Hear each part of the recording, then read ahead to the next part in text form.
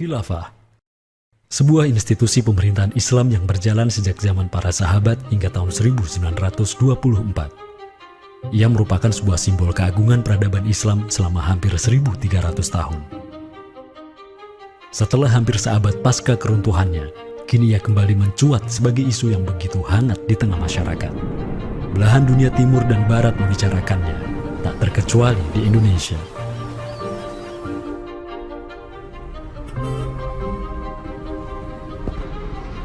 Perdebatan tentang khilafah tak terhindarkan. Apakah ia pantas diterima atau tidak di zaman modern saat ini? Kita tahu khilafah atau kehilafahan Islam itu di Nusantara bukan hal yang baru. Ya, sudah ada hubungan relasi antara kesultanan-kesultanan dan kerajaan Islam Nusantara dengan kehilafahan di Turki Utsmani atau wilayah Arab secara keseluruhan itu sejak abad ke-7.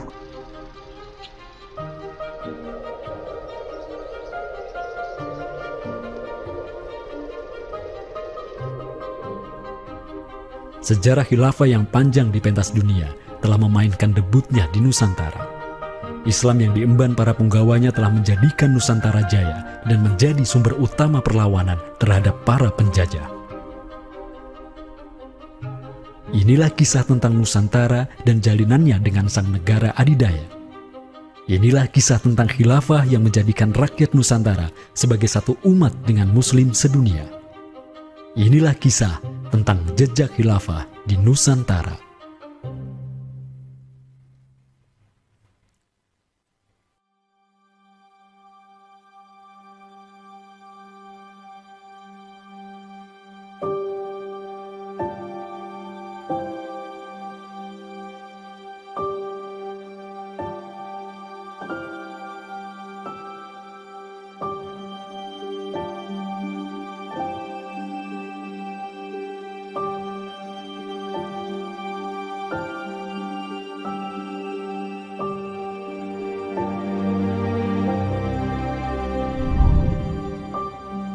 Senin, 12 Rabiul Awal tahun 11 Hijriah, bertepatan dengan tahun 632 Masehi. Seluruh langit dunia dirundung mendung. Semua orang di Madinah menundukkan wajahnya, kosong pandangan seraya bercucuran air mata. Di pagi itu, kabar duka menyeruak ke seluruh negeri. Rasulullah Sallallahu Alaihi Wasallam wafat. Pada saat Rasulullah SAW wafat, Abu Bakar itu berkhutbah. Abu Bakar mengatakan begini, Ya ayyuhan nas, inna Muhammadan qad mata. Wala budda lihada dini man yakumu bihi. Kata Abu Bakar begitu. Wahai manusia, sesungguhnya Muhammad sudah wafat. Dan urusan agama ini harus ada yang mengurusnya. Setelah Abu Bakar menyampaikan demikian, para sahabat pun segera bersepakat untuk mencari dan memilih Khalifatur Rasulillah, seorang pengganti Nabi, untuk menjaga agama dan menjalankan urusan dunia. Mereka bahkan lebih menyegerakan urusan ini ketimbang menyegerakan pemakaman jasad Rasulullah SAW yang mulia, menandakan bahwa urusan kepemimpinan untuk kaum muslimin pasca wafatnya Nabi merupakan perkara yang amat mendesak. Karena itu Sayyidina Umar juga mengatakan, La islama illa bil jamaah, wala jama'atan illa bil imarah, wala imaratan illa bil ta'ah. Umar juga memahami sebagaimana yang dipahami oleh Abu Bakar. Islam ini tidak akan kuat kecuali dengan adanya jamaah, dengan adanya persatuan. Dan tidak mungkin umat ini bisa bersatu kecuali dengan adanya imarah, adanya khilafah, adanya kepemimpinan. Dan tidak mungkin adanya imarah kecuali dengan adanya ketaatan. Jadi para sahabat itu paham itu. Kemudian para sahabat itu juga menjalankan apa yang diperintahkan Nabi dalam hadis yang lain. Apa kata Rasulullah? Alaikum bisunnati. Kalian harus pegang teguh sunnahku. Wa sunnatil khulafa'ir rasyidin al-mahdiyyin min ba'di. Dan sunnah para khalifah rasyidin al-mahdiyyin min ba'di, mendapatkan petunjuk setelahku. Kemudian Nabi mengatakan, Addu alaiha bin nawajidi. Kalian harus gigit sunnah itu dengan menggunakan gigi geram dan jangan dilepaskan. sunnah yang ditinggalkan oleh para khulafaur rasyidin itu apa? Pertanyaannya begitu. Jawabannya tidak lain adalah khilafah itu, sistem khilafah itu. Maka di Saqifah Bani Sa'idah bersepakatlah kaum muslimin untuk memilih Abu Bakar sebagai khalifah pertama untuk mengatur negara mereka yang disebut sebagai Khilafah Islamiyah.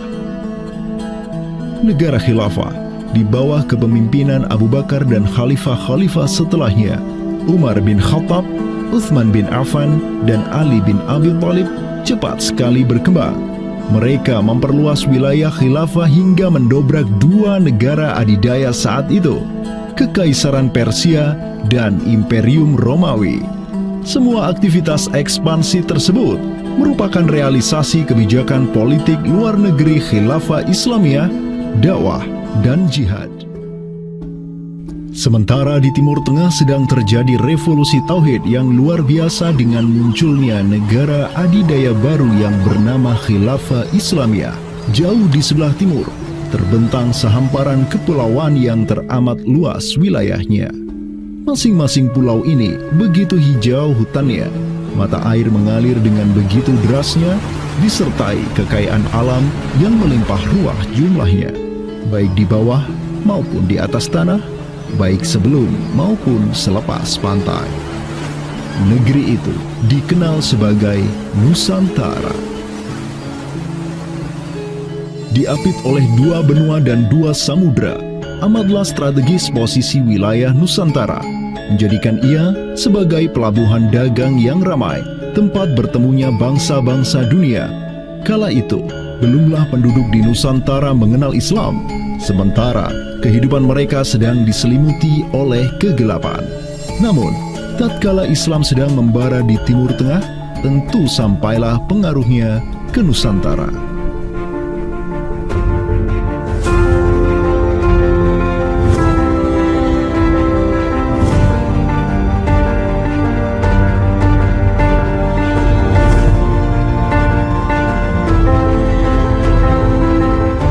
Saya ingin mengutip apa yang pernah dinyatakan oleh Buya Hamka ya di dalam buku beliau dari Perbendaharaan Lama, termasuk juga buku beliau yang judulnya Sejarah Umat Islam, yang beliau menyatakan bahwa sesungguhnya teori yang kita tahu bahwa Islam masuk ke Nusantara itu berasal dari Gujarat pada abad ke-12 sampai 15 Masehi, itu sebetulnya tidaklah tepat sepenuhnya. Karena apa? Karena Buya Hamka memiliki pandangan ataupun penjelasan terkait dengan kapan sesungguhnya Islam masuk ke Nusantara, ke Indonesia. Beliau menyatakan bahwa Islam masuk ke Nusantara itu jauh sebelum teori Gujarat.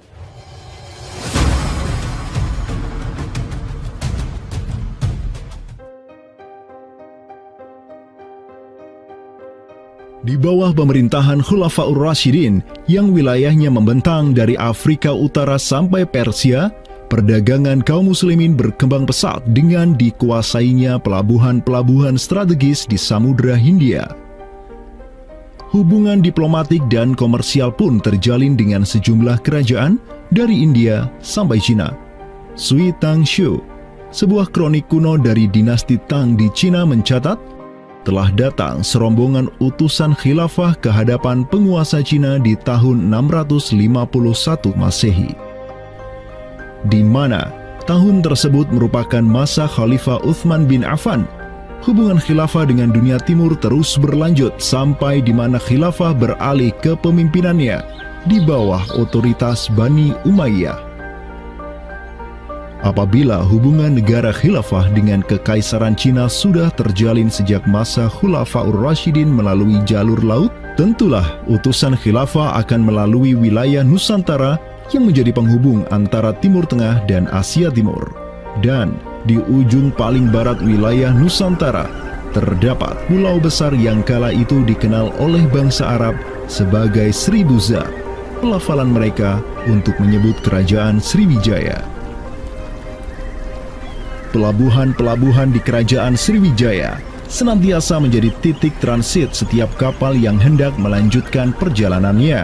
Tentu, penguasa Sriwijaya akan menyadari keberadaan pelayar-pelayar muslim yang singgah di wilayah kekuasaannya.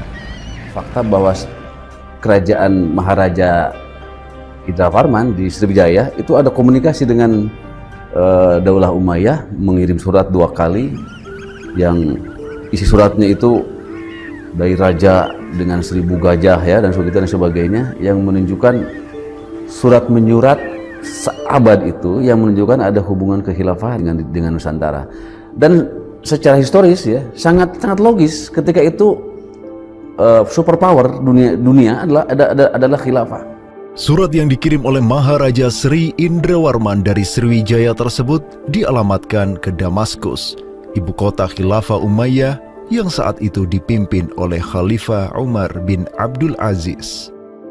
Dalam surat itu disebutkan, min malikil amlak alladhi huwa ibnu alfi malik walladhi tahtahu bintu alfi malik walladhi fi marudatihi alfu filin walladhi lahu nahrani yumbitani al-auda wal-allawha wal-jawza wal-kafura alladhi yujadu rihuhu ala masirati 12 milan ila malikil arab alladhi la yushriku billahi syai'an. Amma ba'du, fa inni qad ba'athtu ilaika bihadiyatin wa ma hiya bihadiyatin walakinnaha tahiyatun wa ahbabtu an tab'atha ilayya rajulan yu'allimunil islama wa yuwaqqifuni ala hududihi wassalam.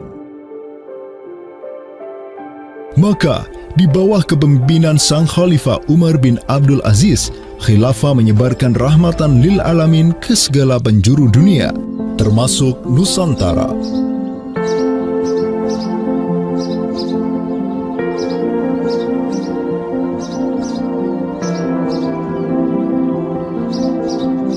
Seperti sekarang Amerika atau Eropa kan ada hubungan dengan semua negara karena dominasi politik, ekonomi mereka, budayaan dan sebagainya. Saat itu penguasa dunia atau superpower adalah dunia Islam, institusi politiknya khilafah, maka sangat logis kalau ada relasi dengan berbagai semua negara.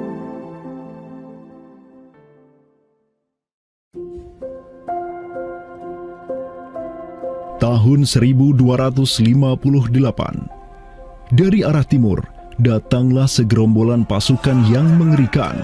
Tubuh mereka besar-besar bak raksasa, berkulit kuning dan begitu mahir berpanah dan mengendarai kuda.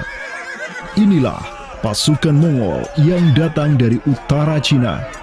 Khalifah Al-Musta'sim itu dibunuh oleh Hulagu Khan, ya, pemimpin tentara Mongol. Kemudian pasca penaklukan Baghdad, itu Baghdad menjadi kota kosong, ya. Penduduknya dibantai, khalifah dibunuh, ya. Kotanya dibakar, perpustakaannya dihancurkan, wah pokoknya kacau sekali lah.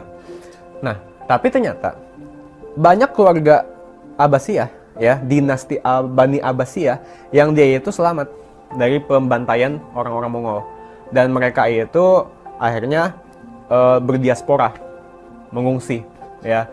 Ada yang berdiaspora, ada yang mengungsi ke Hijaz, ada yang mengungsi ke daerah Najd, ya, ada yang mengungsi ke daerah Mesir. Ada satu keturunan Abbasiyah, Bani Abbasiyah, yang dia itu mengungsi sampai ke Aceh, gitu. Dimana Aceh itu dulu, ya, negara yang berkuasa di sana adalah Samudra Pasai.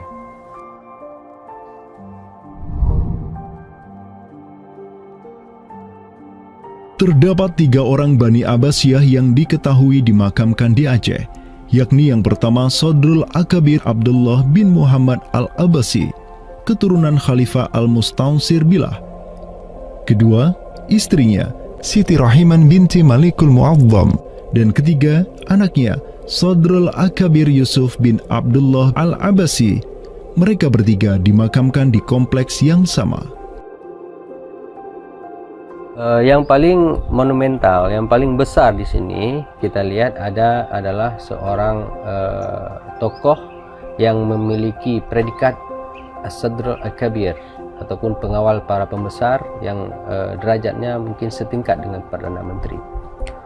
Beliau bernama Abdullah bin Muhammad bin Abdul Qadir bin Abdul Aziz bin Al-Mansur Abi Ja'far Al-Abbasi, yang mana genetika beliau yang daripada Al-Mansur ini sendiri yang merupakan kakek buyut daripada Abdullah ini adalah seorang khalifah dari Bani Abbasiyah. Bani Abbas ini yang terkubur di Aceh, ya, Lok Sumawe ini, ayahnya ini, ya, Muhammad bin Abdul Qadir, ternyata dia itu dicatat oleh Ibnu Battuta, ya, dicatat oleh Ibnu Battuta dalam rihlahnya kitab Tuhfatun Nazar, ya.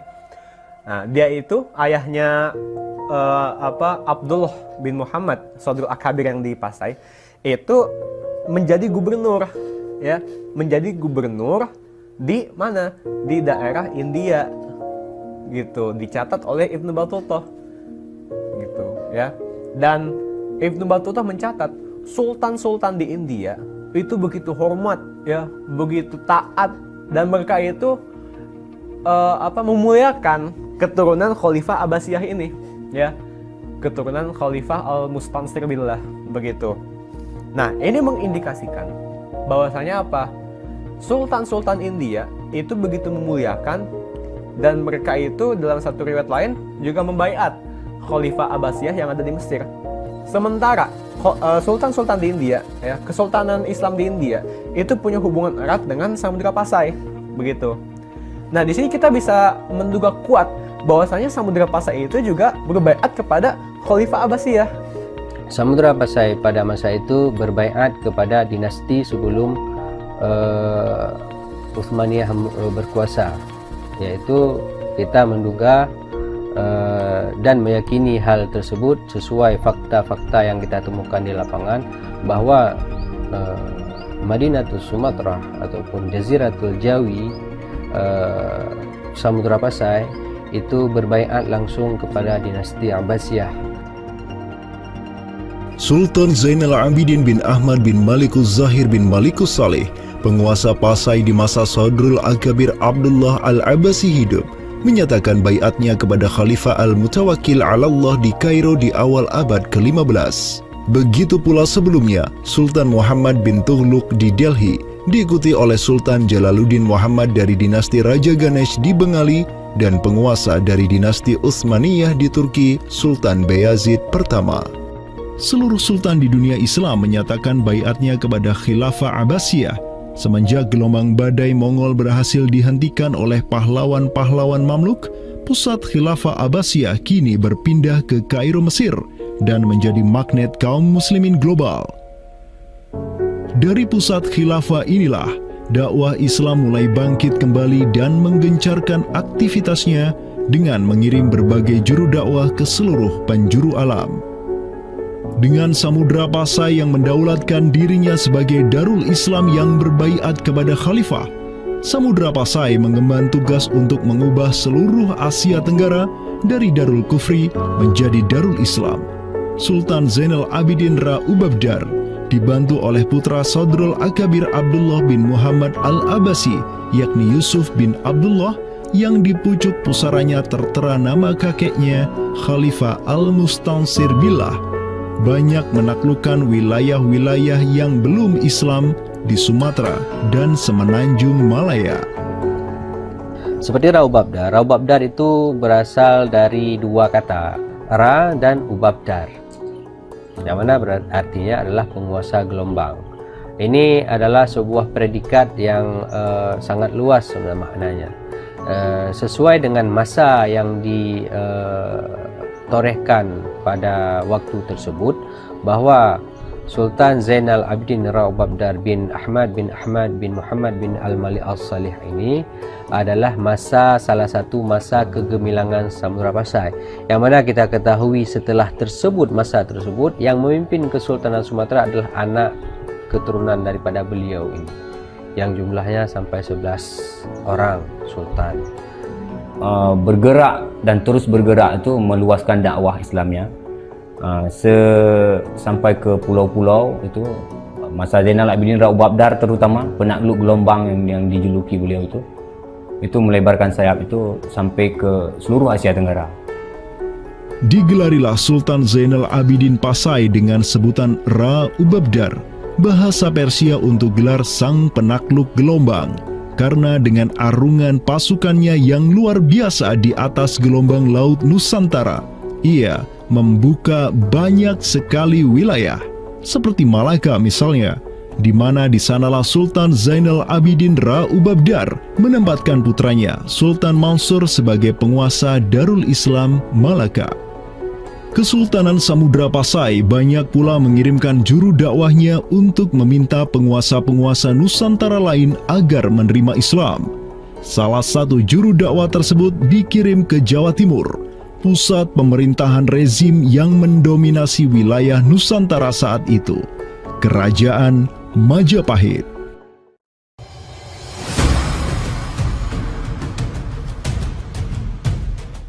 Gresik, Jawa Timur.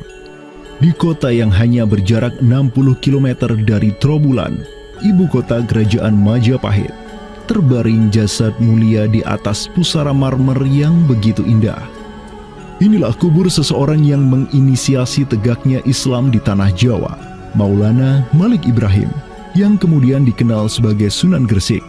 Malik Ibrahim adalah seorang yang berkedudukan tinggi di lingkaran kuasa Samudra Pasai, terlihat dari gelarnya yang bertajuk Umdatus Salatin wal Wuzara, pondasi para sultan dan wazir, di mana gelar tersebut adalah gelar untuk wakil Sultan Samudra Pasai sebagaimana yang dicatat oleh Ibnu Batutah.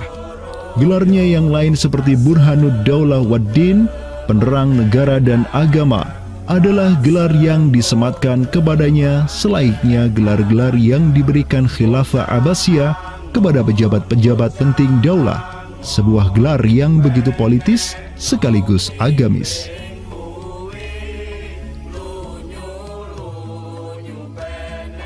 Maulana Malik Ibrahim dikirim oleh Pasai untuk mendakwahkan Islam kepada rakyat dan para penguasa Majapahit.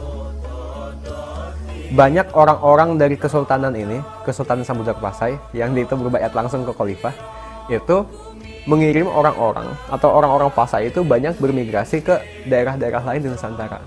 Misalkan ya, kalau kita perhatikan makam tertua ya, salah satu makam tertua di Jawa yang sekarang terletak di Gresik, siapa orangnya ya?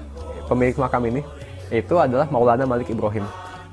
Maulana Malik Ibrahim ya, kalau kita perhatikan makamnya yang di Gresik itu sama persis gayanya dengan apa? Dengan makam-makam yang ada di Pasai, begitu.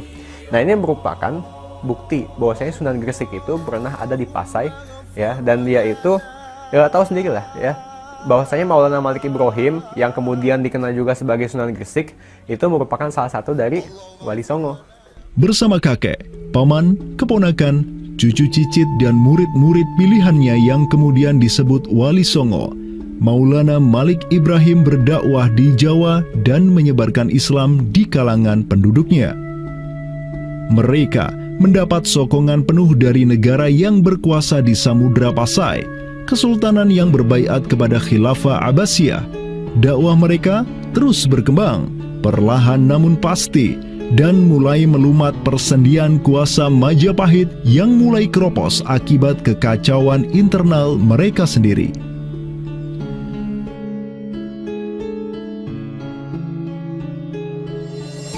Para Wali Songo juga dihormati karena sebagian besar dari mereka menyandang status sebagai keturunan Nabi melalui jalur Husain bin Abi Thalib yang terus turun-temurun kepada Muhammad Sahib Marbal, turun lagi ke Alawi sampai ke Imam Jamaluddin Al-Husaini yang dikenal juga sebagai Syekh Maulana Jumadil Kubra, yang dari dialah para Wali Songo lahir sebagai anak-anaknya.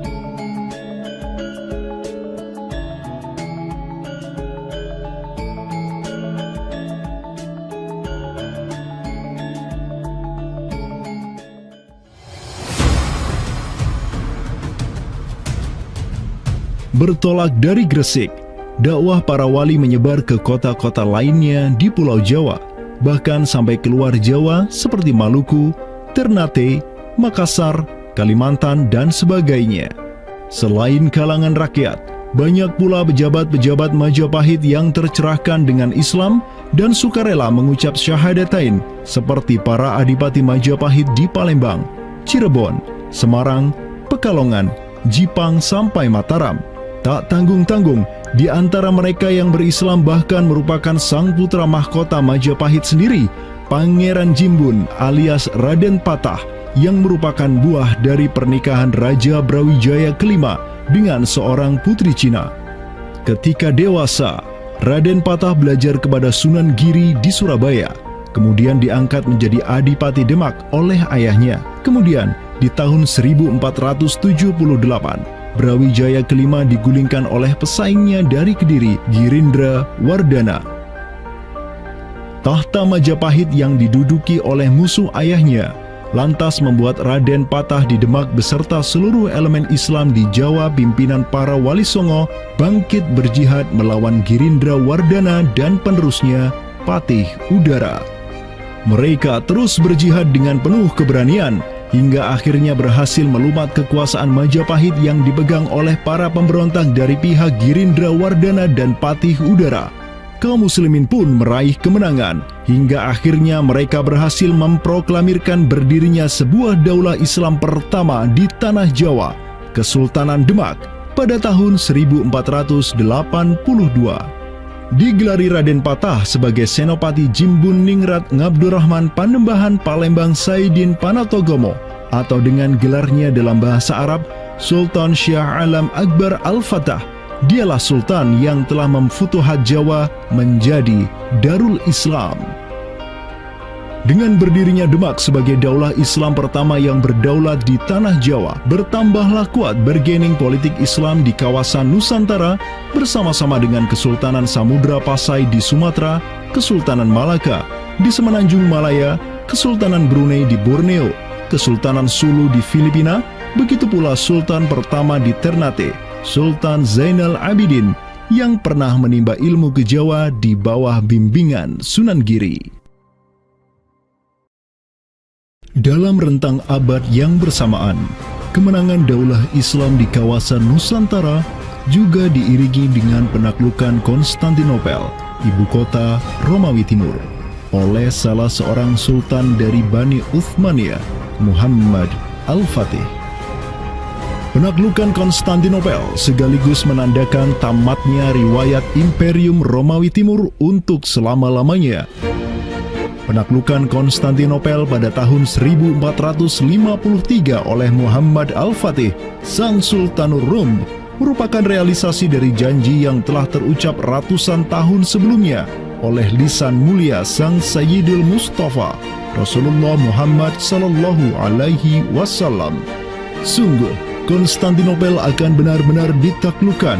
Sebaik-baik pemimpin adalah pemimpin yang berhasil menaklukkan Konstantinopel, dan sebaik-baik pasukan adalah pasukan yang menyertainya.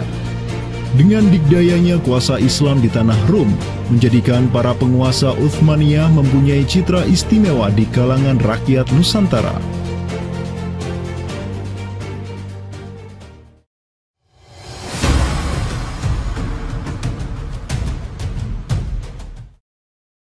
Namun demikian, dikala penaklukan demi penaklukan sedang digencarkan oleh tentara Islam mulai dari Rum sampai ke Nusantara, penaklukan yang sama juga digencarkan oleh tentara Kristen di ujung paling barat dunia Islam, Andalusia. Berbeda dengan penaklukan yang kaum muslimin lakukan, di mana penduduk asli suatu tempat diberi toleransi yang luar biasa atas agama dan properti mereka, tentara Kristen Portugis dan Spanyol menaklukkan wilayah Islam di Andalusia yang saat itu sudah terpecah menjadi Reyes de Taifas atau Mulukhut Tawaif, atau kerajaan-kerajaan yang saling tercerai-berai. 1492, kekuasaan Islam terakhir di Andalusia, Granada, berhasil ditaklukkan oleh suami istri yang menjadi penguasa Spanyol, Fernando de Aragorn dan Isabella de Castilla. Penaklukan kembali wilayah Andalusia menjadi negara Kristen yang mereka sebut Reconquista telah menyebabkan populasi kaum muslimin di sana tersapu bersih, entah karena diusir, dimurtadkan, atau dibunuh. Selain Reconquista, kaum Kristen Spanyol dan Portugis juga mempunyai motif ekonomi untuk menjadikan diri mereka kaya, yakni dengan mencari jalur rempah di Samudra Hindia yang saat itu merupakan potensi sumber daya alam yang luar biasa. Program mereka untuk mencari rempah di Samudra Hindia mereka sebut sebagai Estado da India. Kita sering dengar dengan istilah 3G gitu kan. Glory, Gospel, dan Gold gitu kan. Jadi ya mereka ingin ekspansi, mereka ingin menyebarkan misi agama mereka, dan mereka juga ingin mencari gold. Goldnya sini adalah justru adalah rempah gitu kan. Begitulah betapa berharganya rempah pada saat itu, sampai 1 gram pala dihargai dengan 2 gram emas gitu kan. Paus Alexander ke-6, pemimpin kaum Kristen saat itu, begitu mendukung hasrat Portugis dan Spanyol untuk menjelajah dunia dan menyebarkan Kristen. Maka, berangkatlah gelombang penjelajah Portugis yang disertai pasukan dan senjata untuk menaklukkan dunia Islam di Samudra Hindia. Di bawah pimpinan Alfonso de Albuquerque, armada Portugis berhasil menaklukkan Goa di India pada tahun 1510. Dan setahun kemudian, berhasil sampai ke Malaka, merebut pelabuhan strategis itu dari Sultan Mahmud Syah yang memerintah tempat tersebut. Dengan bercokolnya Portugis di Nusantara, dimulailah babak baru sejarah Islam di kawasan ini.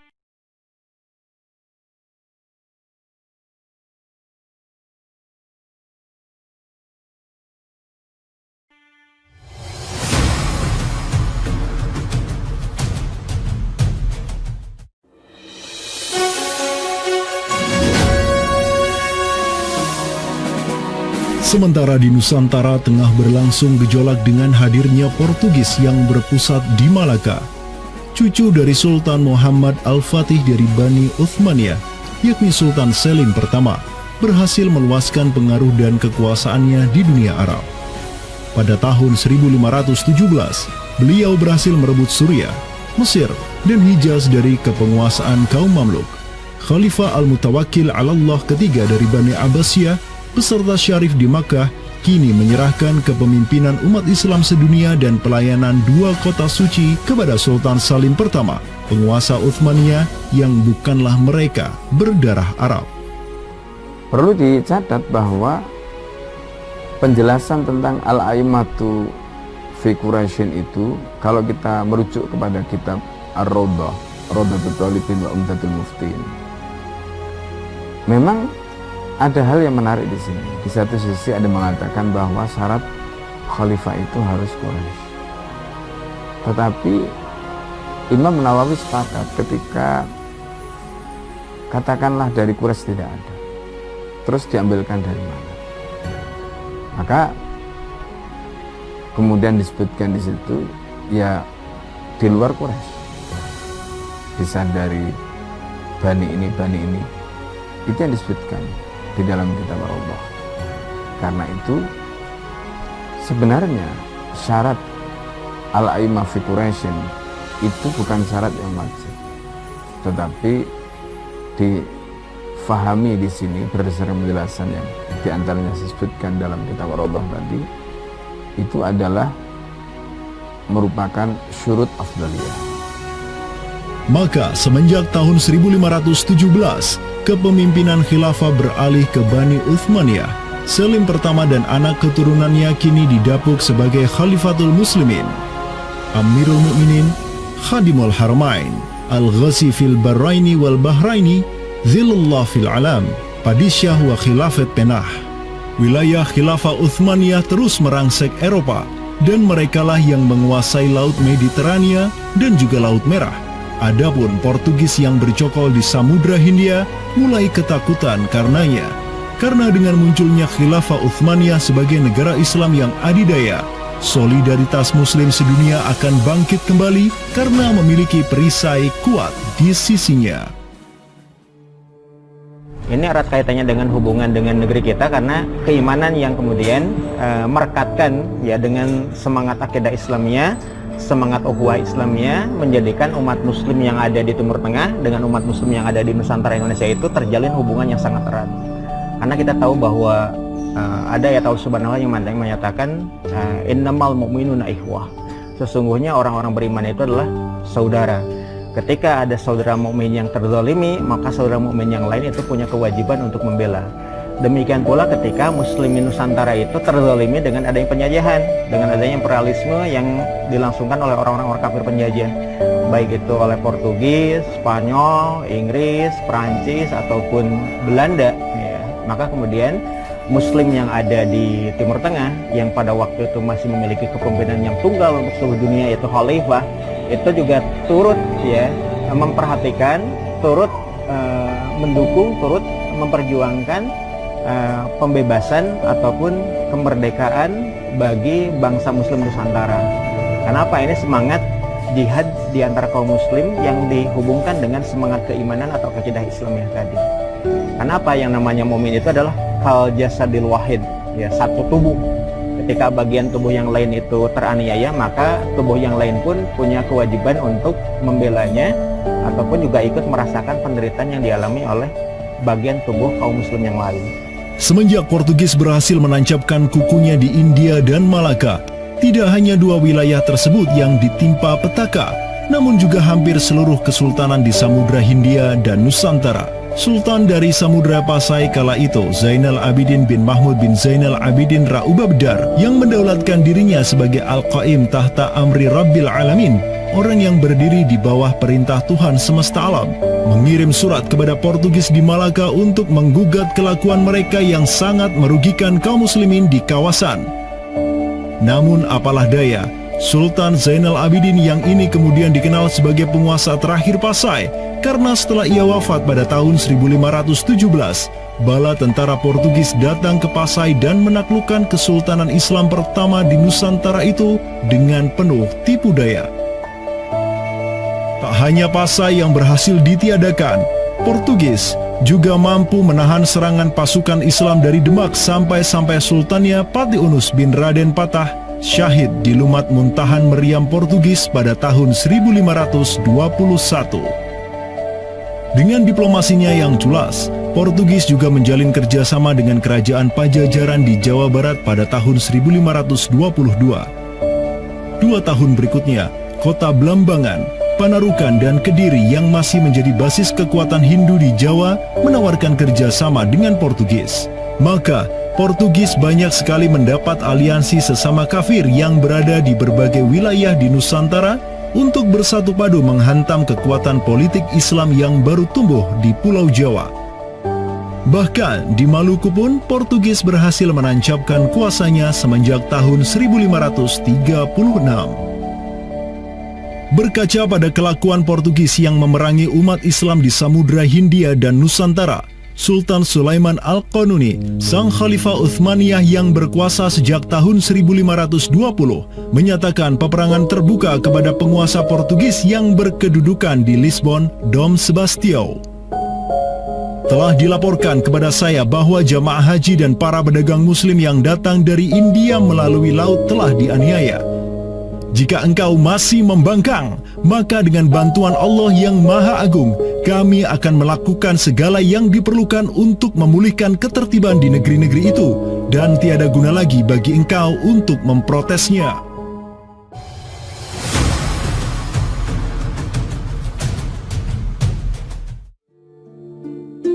Penjaga kedaulatan Islam di Sumatera yang harum selama ratusan tahun, Samudra Pasai, kini sudah sirna di bawah kungkungan Portugis. Namun, harapan kemenangan itu masih ada. Karena tak lama setelah itu muncul kekuatan baru yang terbit di ujung utara Sumatera, Kesultanan Aceh. Kita mengetahui bahwa Sultan Aceh yang pertama adalah Sultan Ali Mughayat Shah. Ya, beliau wafat tahun 1530. Dan ini merupakan masa yang bersamaan dengan Sultan Sulaiman Al-Qanuni dari Khilafah Utsmaniyah. Prestasi Sultan Ali Mughayat Shah telah dicatat dengan tinta emas sejarah. Kegemilangan Sultan Aceh pertama itulah yang direkam Syekh Ahmad Zainuddin Asy-Syafi'i Al-Malibari, yang merupakan murid dari ulama tersohor Ibnu Hajar Al-Haytami. Dalam kitabnya Tuhfatul Mujahidin fi Ba'di Akhbaril Burtukaliyin, Syekh Zainuddin Asy-Syafi'i menulis, dan mereka Orang-orang Portugis, semoga Allah mengalahkan mereka, mendatangkan berbagai barang dari negeri-negeri yang jauh. Mereka menjadi ramai dan bertambah banyak di kawasan. Para penguasa berbagai pelabuhan menuruti kehendak mereka sehingga mereka sepenuhnya menguasai pelabuhan-pelabuhan tersebut. Pelayaran hanya dapat dilakukan dengan jaminan keamanan dari mereka.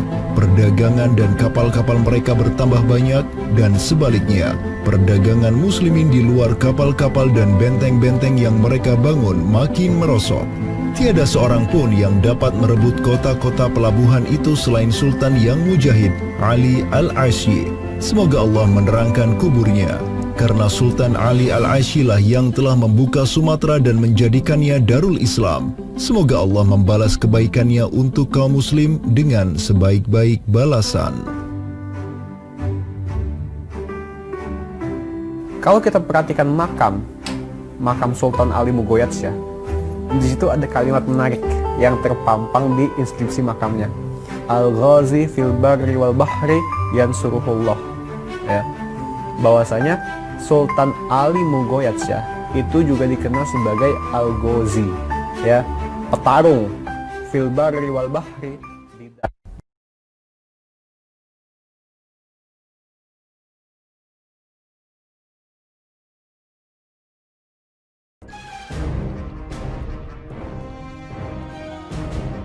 Selama masa Sultan Alauddin Riayat Shah Al-Qahar, Aceh melancarkan serangan besar-besaran ke Malaka demi menghancurkan Portugis. Serangan-serangan itu dilaksanakan pada tahun 1537, 1564, dan 1568. Pada serangan yang ketiga di tahun 1568, armada raksasa berkekuatan 15.000 Ghazi Aceh, 400 Janissaris dari Khilafah Uthmaniyah, dan 200 meriam monster karya para ahli senjata Uthmaniyah berangkat ke Malaka yang dikomando langsung oleh Sultan Alauddin Riayat Shah Al-Qahar. Portugis yang bercokol di Malaka benar-benar kewalahan dan hancur berantakan ketika diserang bertubi-tubi oleh pasukan Aceh.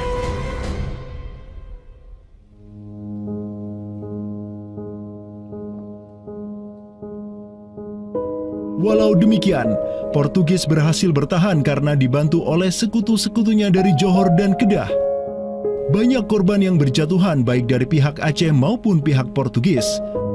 Begitu pula ada beberapa Janissaris Uthmaniyah yang turut gugur dalam jihadnya di kawasan Nusantara ini. Ada satu daerah di kawasan Bandar Aceh ini, Bandar Aceh Darussalam itu Kampung Bitai.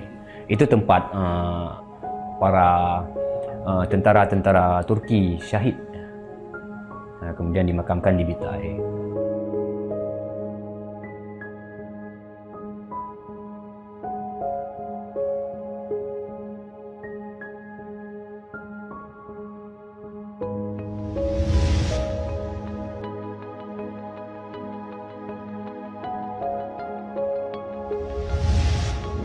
Mungkin kita melihat juga dari segi numismatik atau mata uangnya, banyak sekali dirham-dirham Turki Utsmani kita temukan di sini.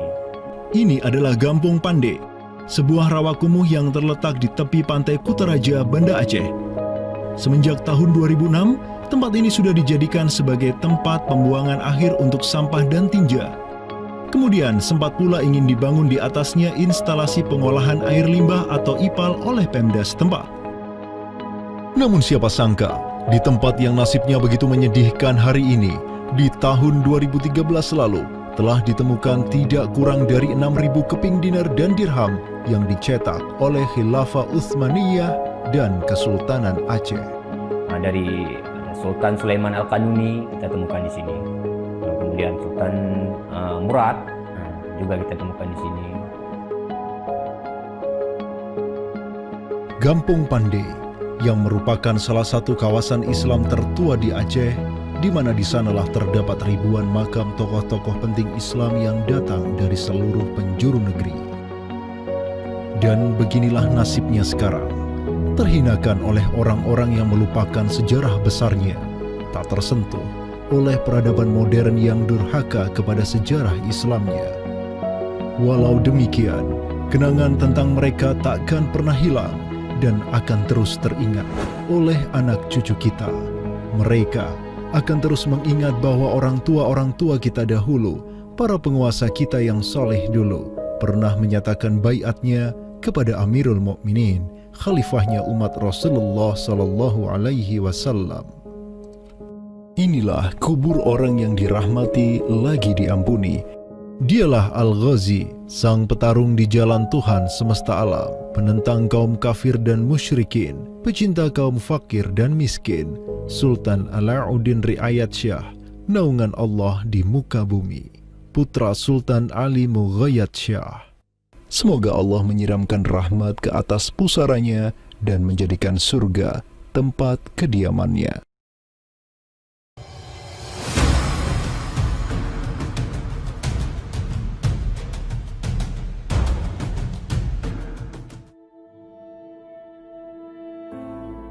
Seiring angin Katulistiwa yang terus merayu, gelora Islam juga terus melaju dari Aceh, Jawa, dan terus menyusur ke arah timur sampai ke Jaziratul Muluk, Kepulauan Raja-Raja. Di Maluku, yang juga dikenal sebagai Kepulauan Rempah-Rempah, ada begitu banyak raja yang berkuasa di masing-masing pulaunya. Namun, semenjak Zainal Abidin, penguasa Ternate yang masuk Islam dan belajar kepada Sunan Giri di Jawa, Ternate langsung memproklamirkan dirinya sebagai negara Islam. Langkah politis Sultan Ternate ini pun secara cepat diikuti oleh penguasa-penguasa lain di Maluku, sehingga negeri dengan ratusan pulau ini menjadi sebuah darul Islam. Tatkala Portugis menaklukkan Malaka, sang jenderal Portugis Alfonso de Albuquerque mengirim 3 kapal di bawah pimpinan Francisco de Serrao. Mereka berhasil mencapai Maluku, kemudian berbasis di Pulau Ambon, Banda, dan Seram. Saat itu, para penguasa Islam di Maluku terutama Ternate dan Tidore menyambut baik kedatangan Portugis. Namun seiring waktu berjalan, kemudahan fasilitas yang diberikan para penguasa Maluku membuat kaum Portugis lupa diri. Mereka secara masif memonopoli perdagangan rempah dan memurtadkan kaum muslim. Tatkala salah seorang penguasa Ternate, Sultan Hairun Jamil, mulai menggugat kelakuan lalim Portugis, Sultan Hairun pun dibunuh secara keji oleh gubernur Portugis di Maluku, Diego Lopes de Mesquita, pada Februari 1570. Pasca tragedi tersebut, tahta Kesultanan Ternate dipimpin Sultan Babullah Datuk Shah bin Hairun, seorang sultan yang segera menjadi ancaman mematikan bagi kedudukan Portugis di Maluku. Dengan pasukan laut raksasanya, Sultan Babullah menyerbu setiap benteng Portugis yang ada di Maluku. Segala kapal dan bala bantuan yang hendak dikirim untuk Portugis dari Goa dan Malaka diblokade oleh pasukan Babullah. Persenjataan kaum muslim Maluku pun cukup membuat Portugis gemetaran. Karena selain menggunakan panah, tombak, dan pedang, Sultan Babullah juga menggunakan meriam monster hasil buah tangan Janissaris Utsmaniyah.